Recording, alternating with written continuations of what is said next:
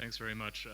First, I'd like to note that Jurker Thunberg, who couldn't join us today, I just want to wish him all the best. He's been a very um, catalytic leader for the NFP process, I'm sure you all know, but he's also been a very good partner for the World Bank and a friend as well. And so we wish him all the best through his illness.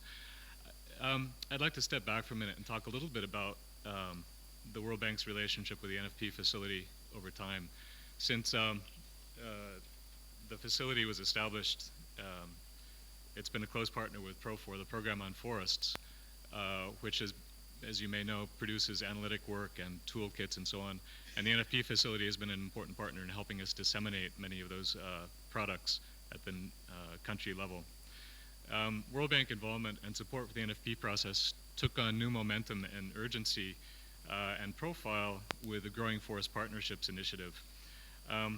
The GFP was really an effort funded by the World Bank to create a platform for underrepresented rights holders groups and other stakeholders to engage in national and global forest policy processes.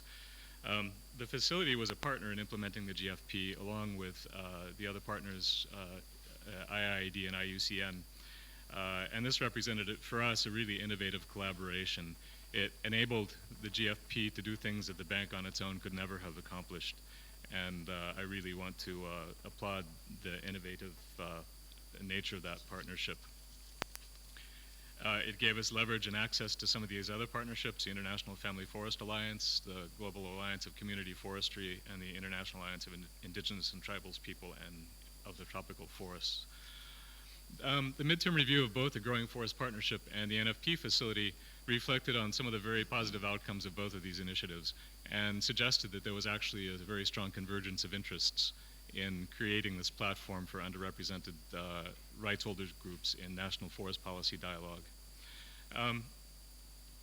The World Bank was when it funded the Growing Forest Partnership Initiative, really meant those funds, which totaled $10 million, meant those funds to be seed money. This was never meant to be long-term support for this type of initiative.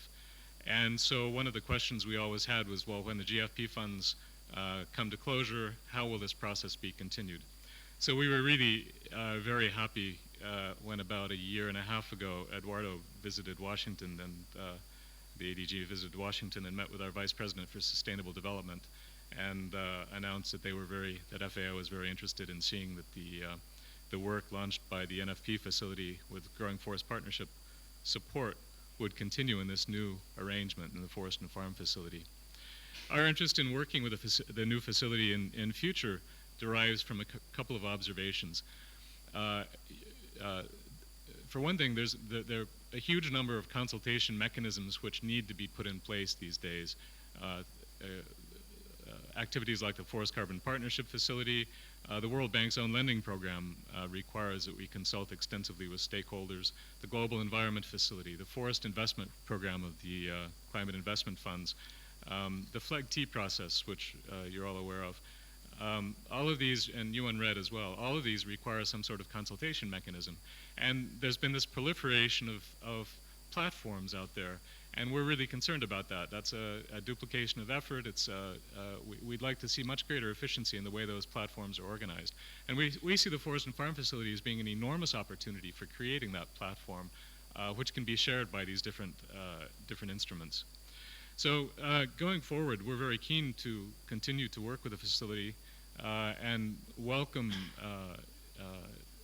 FAO's agreement to take this on. We also believe quite strongly that some of the really innovative elements of the Growing Forest Partnership need to be retained for this to be effective. That means working with a very broad group of stakeholders, creating a platform within the steering committee for a broad group of stakeholders.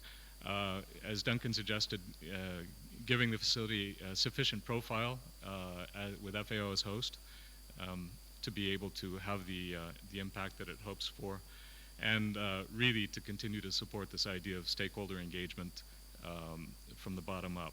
So there are a couple of opportunities coming forward that I should mention. One of these, of course, is the so-called dedicated grant mechanism for Indigenous peoples and local communities, which is a facility that's being funded by the Forest Investment Program It will be a $50 million fund geared towards supporting investments of indigenous peoples and local forest-dependent communities. And we would see a tremendous opportunity here, provided these very important criteria can be met. We would see a tremendous opportunity for the Forest and Farm Facility to become the implementing body for that. Of course, no decision's been taken about that, and we're very keen to see the facility move forward in a way which can ensure that these various interests are aligned. So thank you very much.